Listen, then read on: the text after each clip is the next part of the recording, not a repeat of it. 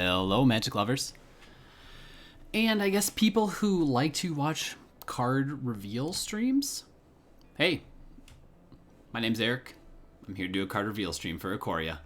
So today, Wizards announced their newest set, Ikoria Lair of the Behemoths, and I thought might be fun just to do a quick after-work stream. So I've got a beer here, which we're going to crack right now, and we're going to go through the mechanics of it and some of the new cards that they've been putting out. So I'm sure there's like better people who are better at doing this than I am, but you know, we're just going to give it a shot here, right? I don't know. We'll do the thing. All right, so let me quick switch to... I want to go through the mechanics first before we get started, because it's probably just good to understand the basics of what they're going for with this set. Like, if you don't know, every Magic set typically is built around a set of, I don't know, 4 or 5 key mechanics. So we may see more mechanics out of this set, honestly. I don't know if they're going more mechanics, but so far they've released 3 or 4, I guess, depending on how you do it. So let's hit those quick. First they're doing is cycling again. So if you've played Magic already, you probably know what cycling is. But cycling lets you... So cards with cycling, they have a cycling cost. And what you can do, you can kind of see it on the card here, but if you can't read it right. So you pay the cycling cost, and what you can do is you can discard this card and draw a new card. People really like it. Fans really like it of the game. I really love it because I started Magic back in Onslaught, where cycling, I'm pretty sure it was the first time cycling was... maybe it wasn't. Either way, cycling was an Onslaught, so it was there when I first started. I really liked it. That's kind of the way. Let me do a thing here. Gotta move my mic a little bit closer. Ooh, okay, we're in good shape. So people like cycling. It helps smooth out your draws, things like that. Occasionally, they will put an ability on cycling, and this is... I'm sure we'll see it in some cycling cards in this set. They always do this, but sometimes when you pay the cycling cost, a thing happens.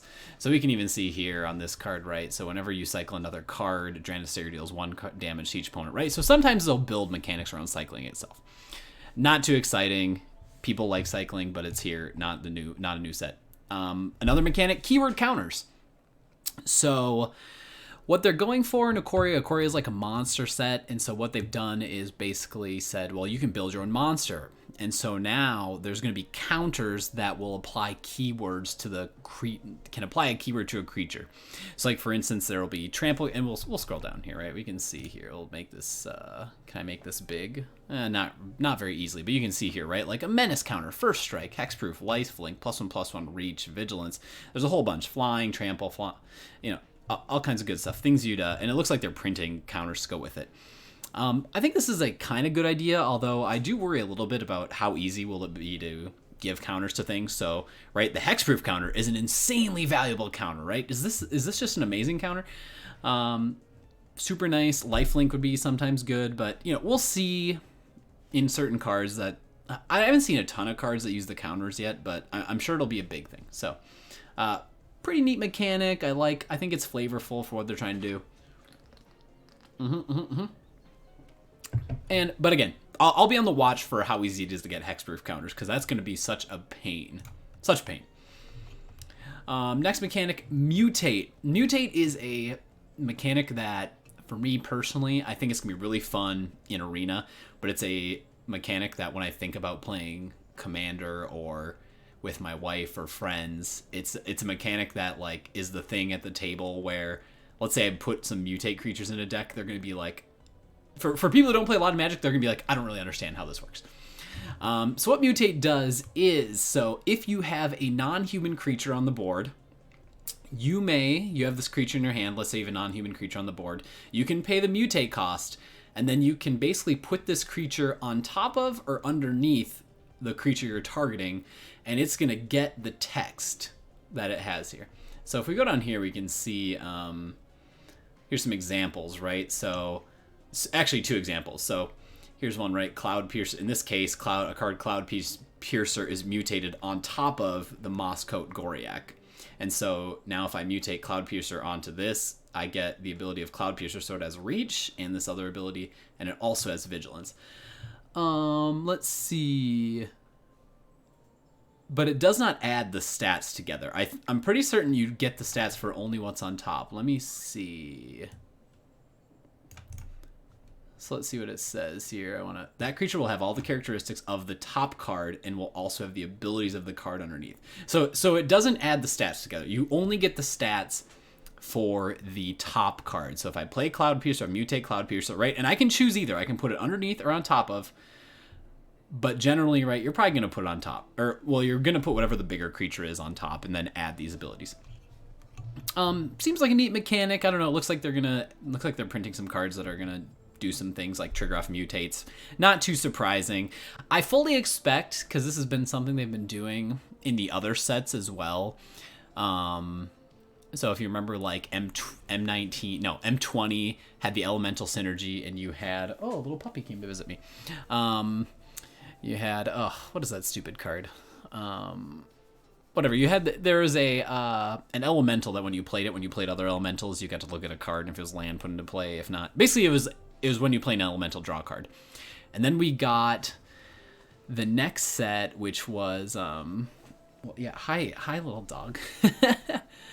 We got the next set, which was, now I can't remember because I'm scratching a dog. But we got the adventure set, right? So we got I can't believe I can't remember the name of the set. So stupid. But we got adventure, right? And we got, so like whenever you play an adventure creature, you get to draw a card. And then we also had Setessan Champion in the next set as well, which was a rare, so maybe it's not quite right, but it was whenever you're playing enchantment, draw a card. They've really gotten into their thing of like, okay, whatever our key mechanic is for the set, we've got to put some linchpin card that will let you basically generate card value off of it, so that it feels like in line with what they're going for. So I kind of expect there to be like some creature that when you mutate, draw a card. This is what I fully expect this. And then the last mechanic is Companion. This is kind of a take on, if you played Hearthstone, there was, and they've had this for a little while in Hearthstone, but like in Hearthstone, they've had a few cards that say like, well, if all your cards are even in your deck, then a thing happens at the beginning of the game. Or if you have only unique cards in your deck, a certain thing happens. Well, these are kind of like that. Companions basically add a new deck building rule. And if you follow that deck building rule, these creatures will start in a... I don't know what my dog is doing. Get out of here. Hey. Get the hell out of here. She's chasing after a spider. She's going to regret it, though, if it bites her. Shame on her. So basically, if you meet this deck building card, like basically, if you meet the new deck building rule for the companion, and the companions will say it. So like, for instance, this card says your starting deck contains only cards that convert a mana cost 3 or greater and land cards. So your deck can only have cards that cost 3 or greater and land cards. So no 2 and 1 drops, or 0, I guess, for that matter. And so if you do that, this card gets to start the game not in your deck, but it starts in like a special companion zone, which is not unlike the command zone for Commander. And then you can cast it from there as if it's in your hand. And then once it's casted, basically, right, it follows all the normal rules, right? It goes to your graveyard, it can be bounced to your hand, it can be shuffled into your library, all that stuff. But it sets a new deck building restriction, and it basically gives you a guaranteed, like, let's say, it gives you a guaranteed drop on a certain mana, which is kind of nice. It's neat. It's a card that I think will be really fun and constructed, because it encourages different deck building types. It encourages you to try different decks. Again, similar to how I guess I worry a little bit about the Mutate. Are they going to try and push Mutate with some really ridiculous card that gives you insane value every time you mutate? I do worry that they're going to try and push this really hard, like with some companion that's really strong and is not a very bad deck building requirement. So like Hearthstone ran into the problem that had 2 cards, Gen and Baku, that set these deck building restrictions, but it turned out that these restrictions actually weren't that bad, and the decks were insanely strong, and they actually had to ban them. So, I just hope it doesn't go that direction. I hope they don't try and push this mechanic too hard. It's a neat mechanic the way it is now. We'll look at some cards today. And those are the mechanics so far that we know about. So Companion, Mutate, the keyword counters, and then cycling. So maybe there won't be any more counters. I mean, that's 4, so who knows. But let's get to the good stuff. Let's go look at some cards. I'm not looking at all the cards today. I just pulled out the ones that seemed interesting to me. So boop. I think it's working. Let me just test my little setup here. Sweet. All right. So first card, let me make sure I'm looking at the cards myself. I just realized that I'm cycling through them in my little my app here. How do I get to a big feed? That's the question, isn't it?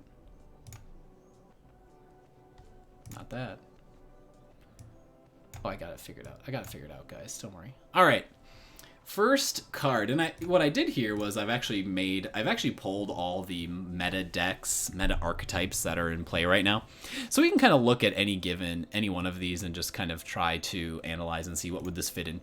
So let's start with Polliwog. I actually just pulled this to give an example of a card that I think will try to push Mutate. If this is their card that pushes Mutate, I don't think it'll be that popular. But so first one, yeah, Polliwog Symbiote. As a creature, a frog, it's a 1/3 for 2. It's uncommon. Each creature spell you cast costs 1 less to cast if it has Mutate.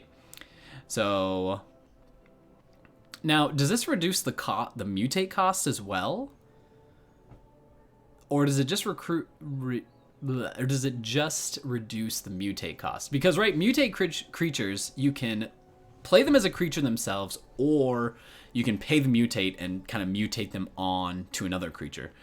So I don't know if this reduces the Mutate cost as well. I'm assuming, I guess I'm going to have to assume based on the text that it doesn't reduce the Mutate cost. It would probably say that if it did.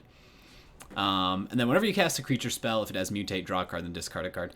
Not as good as straight drawing a card, although this is kind of okay. So we'll just skip that. You can see they're kind of pushing it. I added this one too, just as an example of these tokens. So you can kind of see, it looks like that the tokens are going to also be themed around the colors. So we can see Grim Dancer enters the battlefield with your choice of 2 different counters. So this is Grim Dancer and uncommon for 1 colorless, 2 black. Enters the battlefield with 2 different counters on it from among Menace, Death Touch, and Lifelink. So all abilities that are typically associated with black. So not that surprising, right? It looks like they're going to be color themed. I do wonder how. I'm imagining that these counters, the ability counters, are probably limited to a pretty small set of things. So it's not like you're going to see Fear, right? When I started playing, there was Fear. It's not like you're going to see Fear as one of the abilities. Or, maybe some of these more outlier. I actually don't remember all the crazy things. Bolster. Are you going to see a bolster counter? I highly doubt it. Like, it's just going to be probably the bread and butter. Lifelink, flying, all that good stuff. So we'll skip back there. But I just wanted to show you Grim Dancer, right? This is something I guess you could expect to see of these counters. So now we get to the first good, I guess what I'd call the first set of good stuff here. So we're starting with the Planeswalkers. Let me quick pull up. I can't see this that well, so I gotta pull up a little my own view of this business. Let me get into my Google Photos. My albums. We'll get into Ikoria Spoilers. All right, let's check this out. So first we're looking at Luca, Coppercoat Outcast. So he's a legendary planeswalker for 3 colorless, 2 red. Mythic rare. Good old mythic rare. And it starts with 5 loyalty. +1. Exile the top 3 cards of your library. Creature cards exiled this way gain. You may cast this card from exile as long as you control Luca Planeswalker. My dog is just like obnoxious right now. -2. Exile target creature you control, then reveal cards from the top of your library until you reveal a creature card with higher converted mana cost. Put that card onto the battlefield and the rest on the bottom of your library in a random order. And then the final ability, -7, the ultimate. Each creature you control deals damage equal to its power. Hey, come on. What's this about? Why are you causing trouble for me, dog? Do you want to get under here? I don't know what she wants. So, Luca the Coppercoat Outcast. I don't know how I feel about this card, honestly. If we look at the decks he would fit in, so he's mono red. So if you pull out the red decks that I've got going here, let's just hide the spoiler for a second. So let's see. His ability is I exile cards, and then I can play these exiled creatures. Any creatures that are exiled, I can play them. So you basically lose. If you don't have creatures, you just lose them. Right? If you don't exile creatures, they're gone. If I have a creature on the battlefield, I can exile the creature that's on the battlefield and then reveal cards from the top of my library until I reveal a creature card with higher converted mana cost than it, and then it goes on the battlefield, and the rest go on the bottom of my library. Okay, so a little bit of a swap, right? I have a creature that costs 4. Now I can find one that costs 5 or more, just at random, kind of top. And then -7, each creature you control deals damage equals its power to the opponent. Right now, I guess there's a chance that this deck, or this card, finds its way into... See, because when I look at these decks, so if I go to alphabetical, right, the key decks that are going with this right now, we've got Team of Reclamation. Probably not going to end up in Team of Reclamation. Doesn't make any sense there. Jeskai Fires, maybe. It's a way that once you have Fires of Invention down, he ends up being a decent way to find, your Cavaliers of Flame, your Kenriths, etc. So possibly Space Firm in there. Mono red aggro, too expensive. 4-color walkers, maybe in 4... Probably not in 4-color walkers either because, right, this doesn't have a lot of creatures. Rakdos Sacrifice, just probably too expensive. Temur Clover, maybe a lot of adventure creatures. It could give you a lot of value. And in this deck, so if we look in Temur Clover here, we can see it runs 3 Escape into the Wilds. I could see this being a replacement of Escape into the Wilds, although this does let you play an additional land card, so it's kind of a... I'm not sure it would want to replace this, but possibly. It's possible. It also is an insane combo, I guess, with Beanstalk Giant, right? Which, because if you don't know what Beanstalk Giant does, its power toughness is equal to the number of lands you control. This deck typically gets out a boatload of lands. And the -7, the ultimate, if you get there. Although the ultimate is, they're always hard to get with Planeswalkers, so I guess I don't expect it to be that well. So let's get out of Temur Clover here. But right, Gruul Aggro, probably not going to show up in Gruul Aggro. Too expensive. Jund Sacrifice, probably not going to show up in Jund Sacrifice. And Grixis Control, also not going to show up. I mean... It's possible it could fit in Jund Sacrifice, but this list is pretty tight as it is, so I don't expect it. And Grixis Control, just probably not enough creatures. So I don't know. It doesn't, in the current archetypes, it doesn't really have a home, but it's possible. It could happen. All right, so let's bring up the spoilers again. Let's go to the next one. This one's a goodie. People are gonna like this one. Vivian, Monsters Advocate. Sorry, I gotta pull up my spoilers as well. Not that one. Vivian, Monsters Advocate. So, Vivian's Monsters Advocate is a 5-mana planeswalker. 3 colorless, 2 green. Mythic rare. Comes with 3 loyalty. Has some passives. I thought they might get rid of the passives, honestly. Like, permanently get... Now, these don't affect your opponent too much, but people didn't like the passives that much. They were kind of hard to keep track of, and people would always forget about them and feel dumb. It was a whole thing.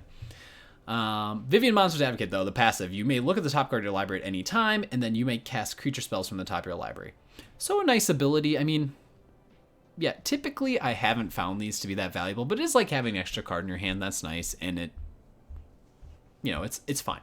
But she does have really good abilities, so let's see this. So +1, create a 3/3 green beast creature token. Put your choice of a vigilance counter, a reach counter, or a trample counter on it. So using the keyword abilities.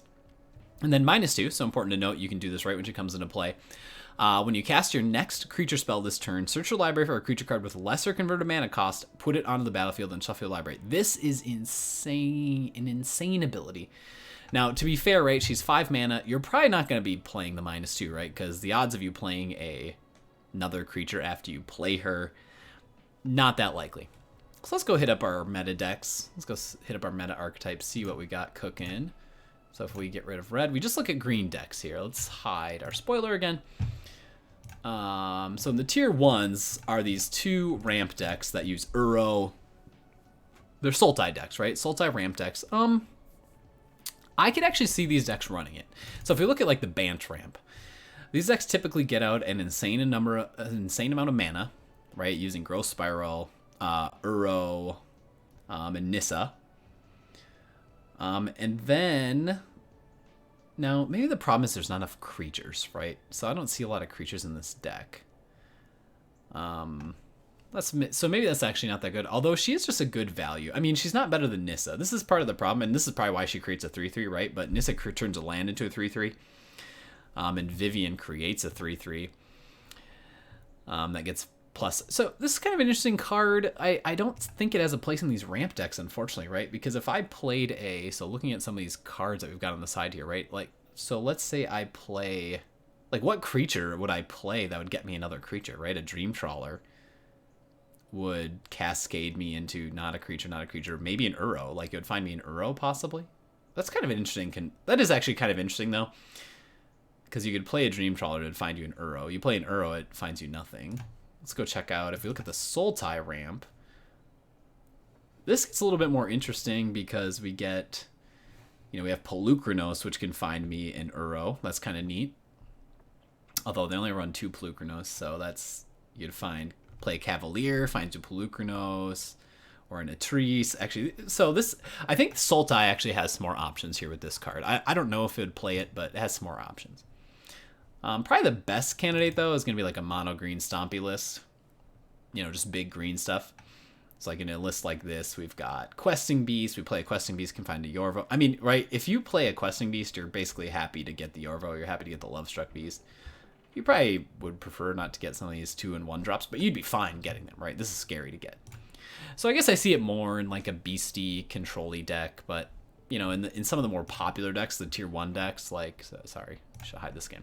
In some of the more tier 1 decks, like Team Reclamation, like, not a lot of creatures, doesn't make any sense. Sultai Ramp doesn't make a lot of sense. Bant. Teamer Clover, maybe, but Teamer Clover, you're looking to get value off the adventure creatures, so that doesn't really make sense. Gruul Aggro could have a space in here for the same reason that, right, we were talking about Questing Beast. Can go get Lovestruck. Questing Beast can hit Gruul Spellbreaker, Lovestruck Beast, Bonecrusher Giant, and an Axe. You're happy to have all this stuff. So, my dog is just like obsessed with me right now, which is insane. So yeah, I don't know. It's a powerful Planeswalker. It's pushed. Maybe it'll just make a new deck. I can't really speak to that well because I don't know that stuff that well. All right, we are done with Vivian. I think those are the end of the Planeswalkers. Yeah, because now we're to some of our good old our Mutate friends. So now I've included a number of Mutate cards that we can check out. So first one is Brokeos, Apex of Forever. Sorry, I'm just going to look over here now because that's where I have the card. So a Legendary Nightmare Beast Elemental for 5 mana, a 5 mana 6/6 with a 5 mana Mutate cost with a hybrid mana. Huh, interesting. So, and its ability, so right, we can put this ability on a non-human creature, so it has Trample, and then you may cast Brokeos Apex of Forever from your graveyard using its mutate ability. So this card is pretty sweet, right? So I can mutate this onto a non-human from the graveyard for 5 mana. So this is kind of cool because what we can do is actually mutate this onto, other creatures that we have in play, and we could actually... So we can't cycle this away, but right. So if we got rid of this using a, not Narset, what's her name? What's that cool? Tameo, right? Like if we dumped him in our graveyard using a Tameo, right, we can put him on there and give something Trample. Now, is this worth it? I don't know necessarily, right? It obviously won't fit in Bant Ramp, but so it's got to be green, blue, black. And so in the current existing tier 1 decks, it only fits in Sultai Ramp. Does it make sense in a Sultai Ramp deck? Maybe. What would I want to give Trample in this type of deck? Possibly one of your lands. It'd be kind of interesting to mutate it onto one of your lands, your Nisu Shakes the World lands. That actually is not a bad use of it. Mutating onto your Cavalier Thorns. I mean, the problem with mutating it, remember, it doesn't get the stats. So Cavalier Thorns turning your paying 5 mana to turn a 5/6 into a 6/6? No, not a good idea. Atrice is a human, so it won't work. Polliwog is already a 6/6, already huge, so that doesn't make sense. So maybe it doesn't make sense in this deck. Possibly a new archetype, but you can see Brokeos Apex of Forever showing off the mutate ability. It's kind of cool. Let's get out of there. And the next one up is Aluna, Apex of Wishes. You can kind of see we're getting 3 color versions of all of these mutate creatures. So another one following a similar line. It's a 5 mana 6/6.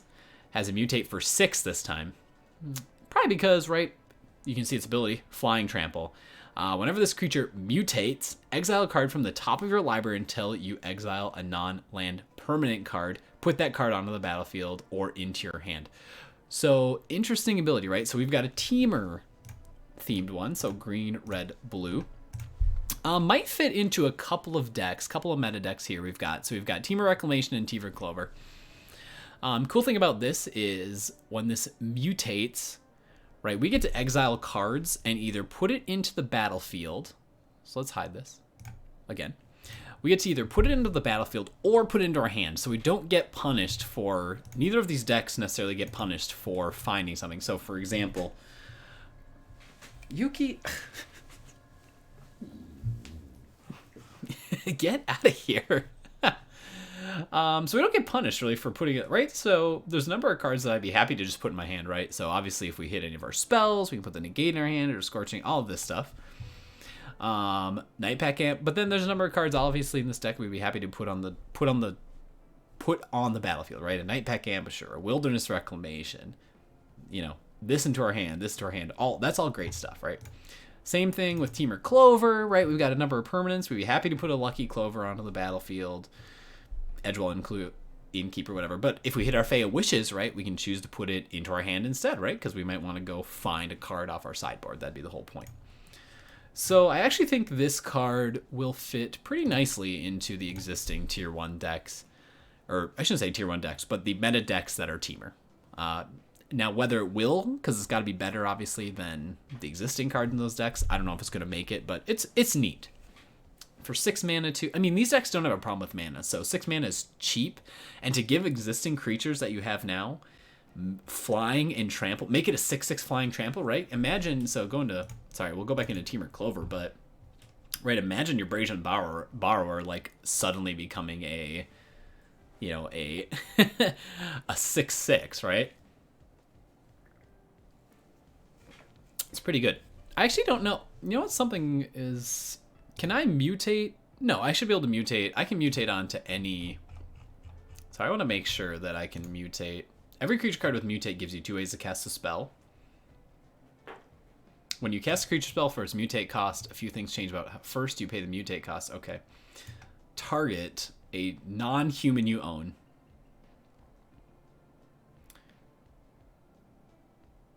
Okay, so the target of mutate does not need to have mutate. That was one thing that I just worried about, like, for a second there. So again, yeah, interesting card for these top Teamer decks that are in play. Teamer Reclamation as well, right? Same idea. Turn your Nightpack Ambusher into a 6/6 that gives all wolves +1/+1 and all that stuff, right? That's really great. That's a really neat use. I mean, I actually think it's maybe the most interesting part of it is the Brazen Borrower thing, right? I can turn my Brazen Borrower into a 6/6 flying trample and then also put another card in my hand or into play. That's pretty cool. All right, let's keep moving on. Next up, after I take a drink of my beer, is Snapdax, Apex of the Hunt. Another one of our Apex cards, a Dinosaur Cat Nightmare. I don't know why it got the I don't know why they choose a certain... Hold on, let's go back and check. Are these all dinosaurs? No, Beast Elemental Dinosaur. Nightmare Beast Elemental. I don't know how they choose their creature types. I don't know why they choose their creature types the way they do, but Dinosaur Cat Nightmare. All right. So this one is a 4 mana 3/5. Interesting. Interesting already, stats. I like this. And this is interesting too, because if we look at Mardu, I think we're going to see, which Mardu is white, black, red. I don't have actually any decks that fit this archetype, so it's not that they're not out there. It's not that one couldn't be made, and maybe with this card, we'll see. Let's go through it first, but there are no decks right now that would accept it in the current metagame. So legendary creature, Dinosaur Cat Nightmare, 3/5 for 4. Mutate cost of 5. Double strike.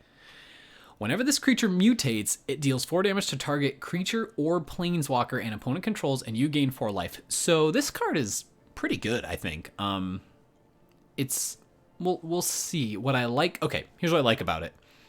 I can mutate this onto a creature I have in play, and then I've got double strike, possibly on something big and scary, which is great. Which, you know, I think people in Magic sometimes undervalue like surprises, like unexpected things, right? So if you think you're safe at 12 life or, you know, 14 life or something, and someone can put double strike on a creature, like all of a sudden you can lose a lot of life really fast. But this card, what I actually like about this is the mutate ability is the 4 damage to target creature or planeswalker, and you gain 4 life, right? That's really helpful in a metagame and an aggro metagame. The question is 4 damage enough? 4 is higher than average. right? Because if we think about other cards that come into play, do damage and gain you life, like cards like Kaya, Oath of Kaya would fit that mold. There's not a lot of other ones right now, but right, like Oath of Kaya does a similar ability to this, which would fit with this card. This could be help you against aggro matchups. I guess the one thing I worry about is that the 4 damage against the most popular planeswalkers. So if we think about like Nissa, who shakes the world, right? She's gonna come down on 5, and then you've got this on 5. You play this, deal 4 damage to Nissa. She comes in at 5, goes to 6, so she goes down to 2. Better than nothing. Although maybe it's fine, because honestly, so one good thing about this is if you had a creature in play, you'd mutate this onto the creature, deal 4 damage to the land she animated, land dies, then you double strike her and she dies. So maybe this is actually okay. The double strike, it's hard to value double strike because it's often hard to take advantage of it, because it's an ability that if a creature has double strike, you play the creature and then it sits there for a whole turn and someone typically removes it. But this one you can mutate double strike on, which is a scary prospect. So yeah, I don't know. This is an interesting card. No current deck archetypes support it really yet. I mean, that's not to say there aren't decks out there. What I'm saying though is that when I pulled, I went to MTGA Zone and MTG Goldfist, right? There just are no Mardu decks really in the meta right now. So be interesting to see if this makes its way in. Be cool. All right, so next one, Vadrox, Apex of Thunder. So this one, we've got a blue, red, white casting cost, 3 mana for a 3/3 legendary creature, elemental dinosaur cat. Again with the dinosaur cats. I don't know. This one in the Jeskai colors. Mutate cost for 4. Has flying first strike. Nice stats for a 3/3. A flying first strike for a 3 is pretty good. And this states, whenever this creature mutates, you may cast target non-creature card with converted mana cost 3 or less from your graveyard without paying its mana cost. Not a bad card, honestly. Yeah, I don't even know what to say about this. So I can turn something that's on the board into a 3/3 flying first strike if I want, or it can keep its stats and can stay whatever it was, but and it gains flying first strike. But the real value, obviously, is that I get to cast a card with 3, and it's a... what is it? Target non-creature card. So you know what's really cool about this? You could get your Teferi, the Time Raveler, back out of the... So let's go take a look. Sorry, I gotta go take a look at some decks. So red, blue, white. So the biggest one this would probably fit in the most popular deck is obviously my Planeswalker. So let's hide this quick. Obviously my Jeskai Walker's Planeswalker decks. But Jeskai Fires, let's see. Would this fit in Jeskai Fires at all? It actually maybe would, right? So I play this, and I can cast a non-creature from my graveyard, so it'd give me access to Disenchant, which whatever, but right, Deafening Clarion. Actually, wow. And I mean, I think the main one, the biggest target for this is going to be a Teferi Time Raveler, right? I play this card, I mutate it onto something, like a Bone Crusher Giant, or actually giving a Bone Crusher Giant flying is a little scary too. But right, I play this, I mutate it onto something for 4 mana on turn 4, and then I get to cast a non-creature card with converted mana cost 3 or less from my graveyard without paying its mana cost. So this is actually kind of insane. What I actually love about this card too is just that, yeah, this actually is quite a boon to a Jeskai Walker's list.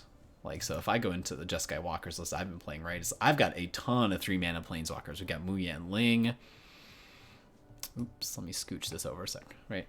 I've got Muyan Ling, I've got Dovin, I've got Teferi, I've got Royal Scions, I've got Deafening Clarion, all kinds of these 3-drops that I'd love to have access to another type. Now, the issue is I need a creature to play this on, but it's not impossible, right, for this type of list, right? Muyan Ling makes a bird, Dovin makes little thopters, so it's not impossible in the list. Elspeth, you make humans. Of course you make humans. Grrr.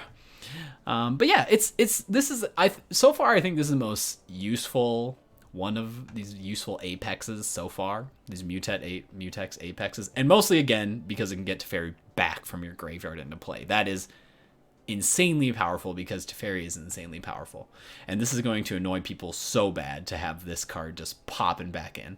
Like I could possibly see this Apex, a couple copies being run just to bring Teferi back. What a pain. What a pain in the butt. I hate Teferi. Get out of here, Teferi. I never liked you. All right, next card. Gyruda, Doom of the Depths. We are done with the Mutate cards, and now we are to the companion cards. So if you don't remember, companion cards are the ones that let you, they add a new deck building restriction and give you access to this card in a companion zone. I don't know if I said this, maybe because I've drank half a beer now and because I'm old, that like gives me a little buzz, you know, but this companion is a very cool, it's going to be really awesome to build around these companion cards, like, and especially I mean, people like me who like to fool around with off-meta decks is, I'll really enjoy it because I'll be like, I'm going to make Gyruda work no matter what. I don't care what anyone says, I'm going to make it work. But I kind of dislike it for the like, so if you want to use a companion in Commander or like in my casual play group, like they're going to look at this and be, they're going to not understand what this card is like. It's going to be just another thing you have to explain. And there's plenty to explain in Magic. So let's read this. Let's get into this. So Gyruda, Doom of the Depths is 6 mana. Okay, already this card is probably not that good because 6 mana is too expensive. But legendary creature, Demon Kraken. Companion, your starting deck contains only cards with even converted mana cost. So this is taken straight out of Hearthstone. This is straight up a Hearthstone restriction from Gen, a card called Gen back in it, which required you only have even cost cards. So, right, if you have only even cost cards, which maybe isn't that bad in a Dimir deck. Maybe not that bad. I mean, important thing to note, too, it doesn't have to be Dimir, right? This is hybrid mana, so this can be in a mono blue deck or a mono black deck. So let's see what the ability is.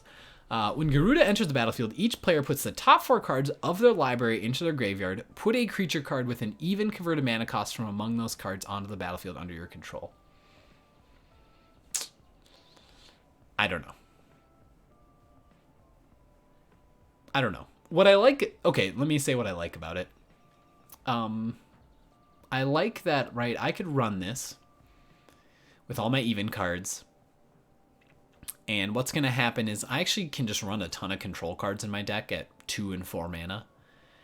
And I'm just going to have this on turn 6 sitting there until I draw my lands, right? And I'll have a ton of control cards. And I'm going to play this. And then that's going to be my finisher, or close, a guaranteed finisher, right? Turn 6, boom, Gyruda's coming down. And I'm going to get a 6/6 Demon Kraken. And I'm going to get, hopefully, some other big creature. Now, the issue is, and it kind of stinks they put this restriction, right? But it's like, if you reveal an even cost, it can only be an even cost card. So, I have to flip an even cost card. I might flip one out of my deck, but if I'm running only control cards in my deck, then I'm maybe not going to flip a very good even cost card. And if I don't flip one for my opponent, I might not flip then I just got this 6/6 and I didn't really get anything else. And the whole point of me limiting my deck was to get this dumb 6/6 and the extra creature, the extra even cost creature.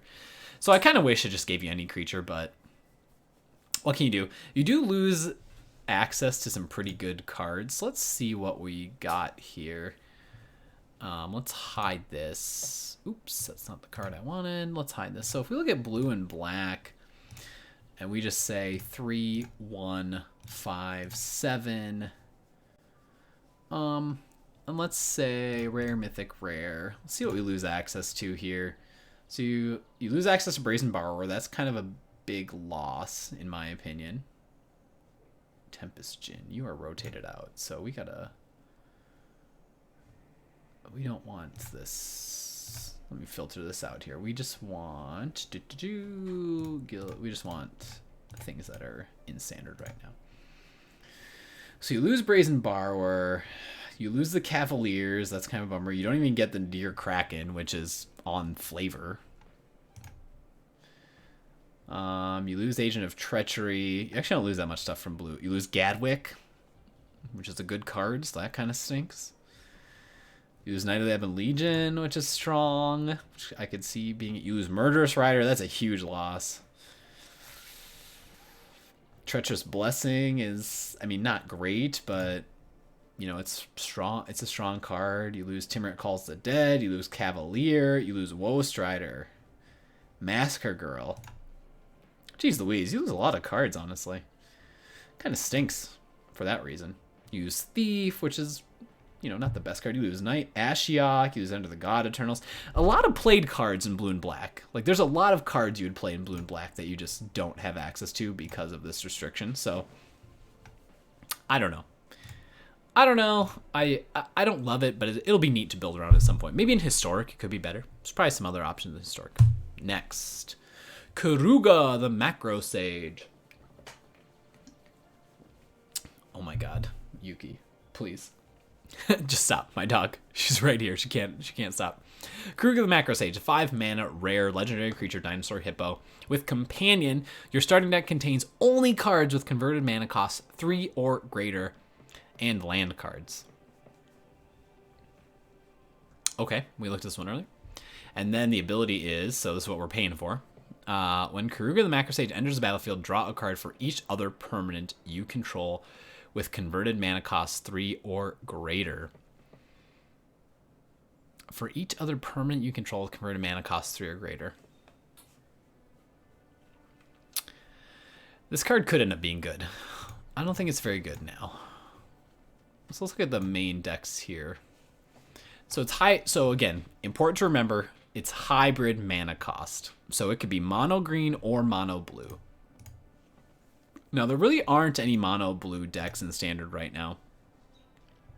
So, again, cover what this is. It's a 5-4 for 5. Not great stat line for what you pay. But it lets me draw a card for every permanent that costs 3 or more. So what decks would really benefit from this? Drawing a bunch of cards. Yeah, hi Yuki, Jesus.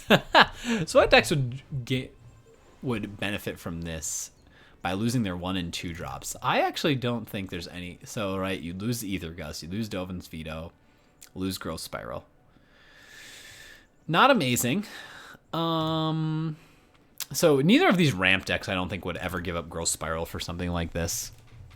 Or the Ether Gust or Tyrant Scorn, right? These cards are just too useful, probably. So the tier 1 decks probably really wouldn't take it. Same thing with Teamer Reclamation. I think, actually, though, like a card like Brazen Borrower, you don't lose access to because Petty Theft is not the cost of the card. So I think you can run a card like this still in there. So what decks? There really just isn't anything that I can think of even, right? Like blue and green. Simic Flash by any chance? I mean, Negate. They lose Negate and Quench. They probably can't give these up. Yeah, they probably can't give these sorts of things up. So yeah, there's kind of this... Because the question is, so on turn 3, I'd play a permanent, hopefully. On turn 4, I'd play a permanent. Then turn 5, I'd play this, and I'd get to draw... It's for each other permanent. So I play this on curve on turn 5. I get to draw 2 cards. That's not too bad, right? A guaranteed turn 5 draw 2. The problem is just like... Have I put... Because, so one place I could see this making sense is like a mono green deck. But, right, look at all these cheap cards that make mono green work, right? Like, mono green deck is an aggro deck. Like, it puts pressure on early. So, Pellet Collector, Wildwood Tracker, Barkeye Troll, Cruel Harpooner, Paradise Druid. Right, I have to give all these up. Now, interestingly enough, maybe this makes sense with, like, a Lovestruck Beast, right? Because, again, I think you can still play Lovestruck Beast. Make your 1/1 human. You have to skip turn 2, sorry, unless you have another Lovestruck Beast. Tough. But then turn 3, you're still kind of putting the pressure on, so maybe it's okay. I don't know. It's hard to say in this meta when you've got mono red and when you have mono red and you have Rakdos Sacrifice, I'm not really certain you can afford to not have any interaction on turns 1 and 2. Like nothing at all. No counters, no removal, nothing like that. I don't know. Interesting card. Maybe it'll be better. Right now, I don't think it's going to have a home in this meta. Maybe at rotation it has better options, but right now, I mean, yeah. Like, right now, when you have things like Hydroid Crisis, like, who needs Karuga the Macro Sage? Who needs this card? I don't. And Uro. I mean, Uro's going to be around for a little while, and Uro does work with this, so maybe that's okay. But again, I've got Uro. So, like, I'm not dying for a lot of value, still, you know, from... I'm not looking for a 5-mana draw, too. So, I don't know. We'll pass on this one. This one's all right. An interesting card, but no, I don't love it. Lucci, the Spell Chaser. A 3-mana 3/2. Rare. Legendary creature, elemental otter, companion. Each non-land card in your starting deck has a different name. If this card is... Okay, interesting. So basically this is... Again, Hearthstone has a ton of this in it. It's had it for years, but... which is easier because they don't have lands and they have... just 30 cards. But a 60-card deck, right? So this 60-card deck with lands, each non-land card in your starting deck has a different name. It's singleton deck, right? You have to have a singleton deck. Has Flash. What it does when Lucci the Spell Chaser enters the battlefield, if you cast it, copy target instant or sorcery spell you control. You may choose new targets for the copy. It's an interesting card. And I like that it adds single... Apparently it's already banned in Commander, this card. I don't know why. It doesn't seem good. Maybe it is good enough to ban in Commander, but... Which, it makes me a little sad, though, because now I'm trying to think, like... Could this have a home in Standard? So if we go to Collection... And I have to have unique blue and red cards, huh? And then as well, I need to have instant sorceries that are worth copying at like 4 mana, 5 mana, 6 mana to copy them. Geez, like, I mean, I'll try and force this deck. I'll try and force the Singleton deck, but because it'll be insanely fun to play. But I think my big problem with this card is that it just doesn't offer... Right, paying 3 mana to copy a spell. Right, if we type in... Sorry, you can't see this, but I type in the term copy. I could just run a card like... Because what do we have now? Repeated Reverberation. So for 4 mana... Oh, you can't see this. Let me hide this quick, right? Oops. So at 4 mana, when you cast your next instant spell, when you cast an instant spell, sorcery spell, or activate a loyalty ability... Copy the spell or ability twice. I get to copy it twice for 4. And then they want me for 3 to play this thing and have only unique cards in my whole deck? It's a tough ask. Like, I wish it weren't, but... Oh! I wish it weren't, but it's very difficult to ask that. Let's keep going. Lucci, I'll try you, but... Alright, next. Maury the Collector. Another companion. Each non-land card in your starting deck shares a card type. Woof, this one I did not read before I sat down. So, each non-land card in your starting deck, shares a card type. So you can have only creatures, or only instants, or only sorcery. So, basically, I think it's a creature deck, right? You can only have creatures. So when a Maury the Collector enters the battlefield, choose a card type. Spells you cast of the chosen type cost 1 less to cast at 4. This card maybe is good. I mean, right, because I'm probably going to choose creatures. And the restrictions isn't that high, right? Because we have some good creatures right now, especially with the adventure creatures. They're not bad. So we could do, at green-black.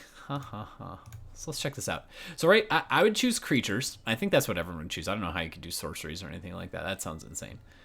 I mean, maybe I'm missing it, but interesting deck archetype. So if we do this, we do green, black, creature. Only things that are in standard. Oh, we did it all wrong, didn't we? Oh, we still have copy and everything. So, yeah, you could easily do a green-black creature. Because you know what we could do? We could easily just say...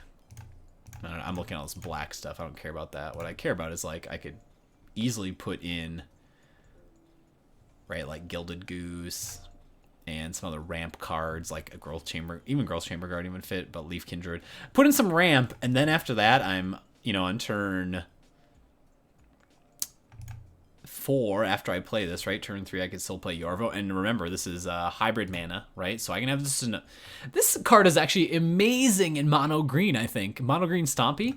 Let's check out what that deck actually just has. So if I go to my decks... boop, get rid of the blue and black. If we look at the mono green deck right now, how many non-creatures does it even have, right? It has a Nissa. It might be worth cutting Nissa for this, right? Because now instead of Nissa, I'm just gonna, and Vivian's, right? We could maybe cut Vivian's and Nissa's for just big creatures. And right, we're guaranteed to have this turn 4. Every game, turn 4, I'm gonna play this and reduce the cost of all my creatures by 1. Now the question I suppose is that good enough, reducing the cost of all your creatures by 1? I suppose it depends on what the high end for green looks like. So if I'm, because mainly I think I'd be looking to cheat out 5, 6, and 7 drops, right? Like ahead of the curve normally. Oh yeah, no, we got a filter on creature. So what types of things can we get out? Cavalier of Thorns is not bad. I suppose honestly, right, it can go in green white decks, it can go in anything. So green, anything with green, but right, we could get a Cavalier of Thorns. We've got Biogenic Ooze, God Eternal Ronus. As we bump up to the 6 drops, we've got Feasting Troll King. I mean, there's some big green creature. We've got Gargos, Voracious Hydra. I can see this being okay, honestly. Nyx Bloom Ancient. I mean, you've got some big stuff in there. And then when you get into the multicolored spells, I mean, interesting, right? You could actually do a Gruul deck, right? And put Nikia in there as well. Can't cast non-creature spells. Maybe tap land for mana, add 1. Like, making this cost 4 sounds kind of sweet. There's some fun decks you could build with this, for sure. Because there's a lot of great creatures. And since we have so many... Because, you know, something else you could do that I didn't think of either, right? If we go down here, right? Let's do this, right? In green-blue, right? You've got things like Frilled Mystic, so you can still have some interaction kind of on the lower end. It's kind of a neat idea. This one gets my approval, right? Especially because the hybrid mana, right? That it doesn't have to be in black. It can be in a green anything deck. I can put this in a green anything deck. So green, red, green, blue. And there's a ton of creatures that interact. That sounds sweet. I look forward to trying that one out. What else we got? What's next? And then I think this is our last one, but Godzilla King of the Monsters. So I just put this one in here because it's another one they revealed, and it seemed sweet-ish. So you can kind of see, so what they're doing in this set, which is different than other sets, but they partnered with the Japanese studio that owns the license to Godzilla and all this stuff. And so they're going to have cards named after the actual Godzilla monsters, like Mothra and Godzilla and things like that. You can see, right? But what they do is basically this Godzilla King of the Monsters is actually not the name of the card. This is the promo, like the promo card. The actual name is down here. So Zithoria, Zalortha, Strength Incarnate, something like that. So what they're going to do is basically reprint some normal. So there'll be a normal card named Zithortha. I actually don't know what this says. Strength Incarnate. That'll just have that title, a different artwork. But then they're printing Godzilla King of the Monsters card, which it's the same card. It works the same. You can't have like 8 copies of this. You can only have 4 copies. It's not a different name. It's just a promo card, right? To celebrate these monsters. So, legendary creature dinosaur. So you can just check out this 5 mana, 7/3. Has trample and it states lethal damage dealt to creatures you control is determined by their power rather than toughness. This card is good, right? So think about this. At 5 mana, I play a 7/3. But my opponent, it's really a 7/7, right? It's a 5 mana 7/7 with trample. That my opponent, right, even though it's 7/3, I'm trying to think why. I mean, this could get really confusing with cards that say that you apply damage equal to toughness and things like that. I don't even want to think about that, really. But, right, my opponent has to deal 7 to it to kill it. In fact, all creatures now, their death, what it takes to kill them is their power. So this could be an interesting card to build around. It could be especially interesting in Gruul as a curve, like a curve topper at 5 mana. Not bad at all. I loathe it for my casual play because if it ends up in one of my commander decks that I play with my wife or friends, it's going to be, again, just another thing to explain. So, all right. I mean, I think this is pretty straightforward. It's a good card. It's a strong card. It'll be interesting to see if it makes its way into decks. Right now, if we look at Gruul decks, I got to get out of this one. Let's go to decks. If we look at Gruul decks right now, or red-green decks, right, it probably doesn't. This card does not have a place really in Teamer, in either of these Teamer decks. Maybe in Teamer Clover. But definitely Gruul aggro. Does it push a Gruul aggro up to a higher tier than tier 3? I don't know. Maybe not. Maybe it does. Who knows? Next, we definitely have one more card. Let's get that there. I like this one. Luminous Broodmoth, which is also has a monster card, the Mothra. This is the Mothra one. But creature insect is a 3/4 for 4 flying that states whenever a creature you control without flying dies, return to the battlefield under its owner's control with a flying counter on it. There is really no deck that this fits in right now. I don't think, anyways. If we go to white, possibly mono white life gain would use this. There were some flyers decks out there for a while. But right, it's not going to go in Azorius control. It's not going to go anything like that. Like maybe in a mono white. It could go in mono white life gain. The thing I like about it is that I really like sacrifice decks. I love Orzhov sacrifice decks, and this card's perfect for that. So, and it's not even legendary, so you can play 4 and not be afraid of getting a 3/4 flyer. Strong card, good card. I like it. It's fun. Uses kind of their little flying token, which is neat too. So I like this. Luminous Broodmoth. Could see play. What's next? Oh, nope, all done. Well, that's the end. Ikoria seems like it's going to be an interesting set. There's going to be a lot more yet that's going to be spoiled, so maybe I'll keep doing these videos. I definitely think this one went a little rough. Mostly dog-related roughness, that's fine. But yeah, it's pretty fun. So I'll keep reviewing cards, hopefully, and hope you enjoyed this. So I will talk to you soon, and have a good one. Adios.